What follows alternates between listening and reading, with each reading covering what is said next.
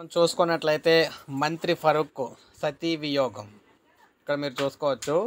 రాష్ట్ర న్యాయ మైనార్టీ సంక్షేమ శాఖల మంత్రి ఎన్ఎండి ఫరూక్ సతీ వియోగం కలిగింది. ఆయన భార్య అనారోగ్యంతో బాధపడుతూ చనిపోవడం జరిగిందనమాట. హైదరాబాద్లో మృతి చెందారు. ఫరూక్ షహనాజ్ దంపతులకు 5 కుమారులు. ఆమె చూసుకున్నట్లయితే కొంతకాలంగా శ్వాసకోశ సమస్యతో బాధపడుతున్నారు.